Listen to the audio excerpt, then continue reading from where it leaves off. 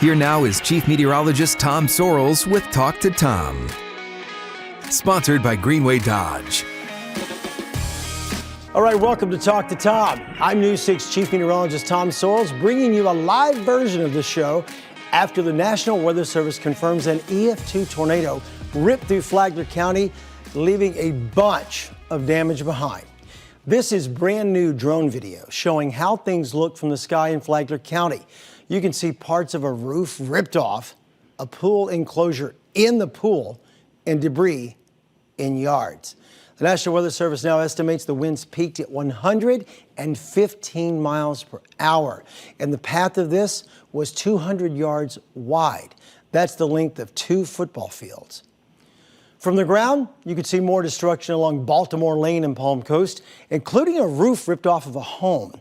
Flagler County Fire Rescue says so far, 50 homes have some sort of structural damage. Meanwhile, on Bayside Drive, trees were snapped in half and limbs were tossed about. On Barrington Drive, fences were ripped apart, debris is scattered all around, and water is pooling on properties. People we spoke to say they're just grateful to be alive. You were saying that your mother was in that house. Yes, ma'am. Yeah, how old is she? 94. And you guys are okay? Nobody's hurt, and we were just mostly concerned about our oxygen. Wow. This storm brought power outages, and those outages forced Spruce Creek High School to cancel classes for thousands of students as crews worked to get the electricity back on. And it's not just Central Florida dealing with this big mess today. There's also a lot of damage on the West Coast after not one but 2 confirmed tornadoes. One in North Clearwater that sent a downspout right into a car's windshield, and another about 90 miles north in Crystal River that forced road closures and canceled classes. I was with you overnight as the tornado warnings began during the overnight hours just before 2 a.m. and still at it at 4:15 when people in Flagler say they started feeling the impact. Right now, they're dealing with the aftermath. News 6 reporter Molly Reed is on the ground where families are getting a clearer look at things. Hey, Molly, how are things looking? Well, Tom, it's been hours now, and we can give you a look here. This is Baltimore Lane. And if you look at the ground, you can just see how much debris is still all over the place. People have been cleaning all day, and it is still looking like this hours later. Now, behind me here is one of the hardest hit houses, but I'm going to show you that in a little bit. First of all, I want to take you back around 8 a.m. when we first got up here. So about 3.5 hours afterwards is when we first started going around. It was raining still, and we really started getting an idea of how much damage there really was. Now we've been heard that at least 50 homes have structural damage. We'll go ahead and show you some of that first video now. Now, looking at this, you can see there are trampolines in people's pools, pool enclosures down, trees, branches into houses, and those are just a few of the close calls we heard with people in their homes nearly getting hit by something today. But again, this was within a 3-4 block range here in this little neighborhood. It's the Indian Trails neighborhood between Belterre Parkway and I-95, a kind of little smaller neighborhood tucked in between those 2 major roads and the highway, and just dozens of houses now facing some sort of damage. Now, if we come back out to me here, I want to show you now this house. Now, I talked to the fire department here in Palm Coast. They were telling me they went around all morning. They were looking at how much damage there really was. And this home, you'll see when we get back around here, it's actually pretty incredible anybody made it out alive here. I was talking to these homeowners. Man, Tom, I mean, looking at this bedroom here, Jeff, if we come over here, this is a bedroom a man was sleeping in. When the tornado hit. And you can see, Tom, look at this. This is the roof. This bed's right here. That's so sad. You spoke to one woman who was just feet away from being impaled by a 2x4. Is that right? Came through the roof? No, it wasn't her own house. Yes, it was. So that's... Yeah, exactly. So that's what I was going to tell you guys, too. I mean, look at this. Okay, so you see this house here, right? So then you look at this home here next to us. It's not, I don't even think it's honestly even missing a shingle. Wow. But that's how tornadoes move, right? So this home right next door, you know, not really even missing anything, maybe a couple lawn chairs down next to it. But with those wind speeds and everything, part of this roof here went flying over into that house across the street. And that is the woman who said she woke up to the 2x4 right over her head in the bed. I don't know if we have her sound and we want to play some of that to yeah, we can go ahead and play you her sound now just so she can tell you how crazy of a moment that was. It was just like unbelievable, like just like something out of a movie. It's like what are the odds of one 4x4 sticking in the roof and coming right over top of the bed? It's just pretty crazy. Wow. I tell people all the time it's flying debris that will get you, so get yourself indoors.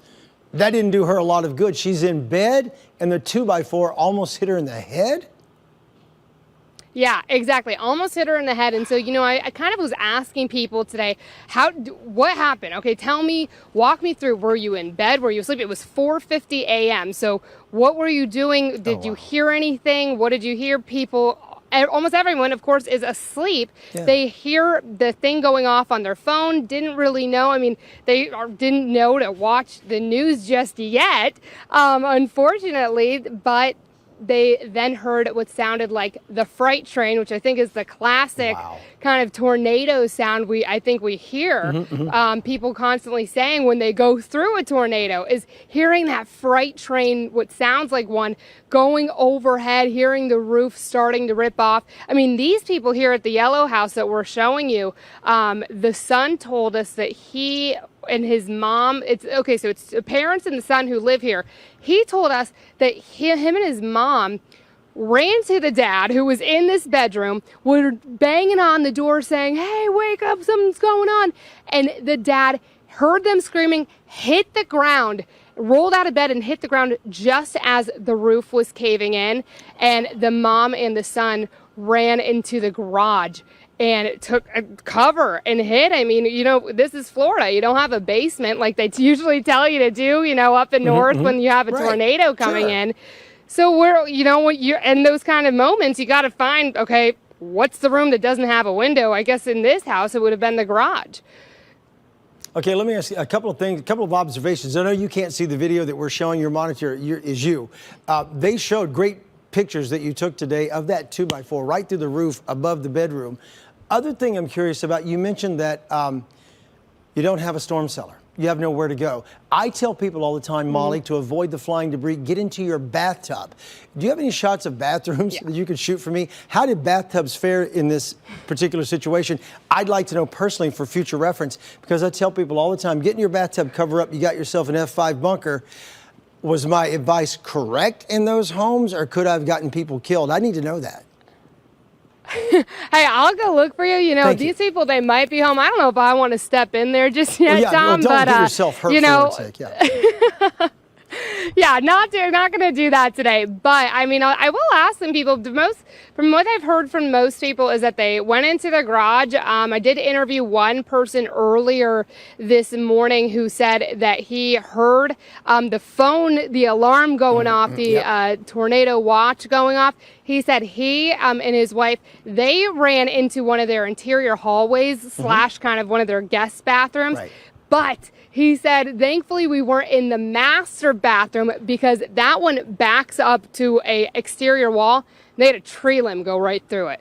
So I don't know, maybe it should be, the advice is an interior bathroom, like, in the middle of the house or something, just because. I mean, but that's just, again, one of several stories we heard today from people where they're like, how am I alive right now? I mean, it is just such a close call. You're looking at this guy, you have the person across the street. You have 50 homes here with damage, because you can just imagine the amount of people still just processing what happened. Okay, well, we have another minute to go here, Molly. For me, and you hate to judge stories, the damage looks just awful. It's heart-rending. You see the way it's ripped up. You think of people's homes, good Lord, it's fall. Everything inside is ruined. The most compelling story of the day, the scariest one, the roof coming off is scary enough, but the fact that you're sleeping in your own bed, your own roof is holding up, and then boom, a 2x4 comes through the roof just over your head. Don't you think that's the most compelling story you found? Or is there something else I'm not hearing? Absolutely. Oh, no. I would say that's definitely the craziest one. I mean, these people at least were awake and knew to let's move and let's go. They're asleep. They're dead asleep. And all of a sudden she's waking up like, why am I feeling drywall on my face? What's going on? What is that noise? They get a flashlight because the power's out. And the husband was like, we have a 2x4 right over where your head just was. So, I mean, that was definitely the craziest story of the day. But, hey, man, there are so many more houses out here that we haven't even talked to the people yet. There might be a story we haven't heard just yet. Okay, Molly, well, be careful out there. There's lots of damage around and all that. Don't get hurt after the storm. Thank you very much for joining us. That's Molly Reed coming to us live from all the storm damage in Flagler County. Stay with us on this live edition of Talk to Tom as we check out the science behind this kind of storm. And we're going to check in with Trooper Steve. Trooper Steve was with me this morning. Since then, he's been riding around, checking out what's going on out on the roads and what you need to know if you are driving around this evening.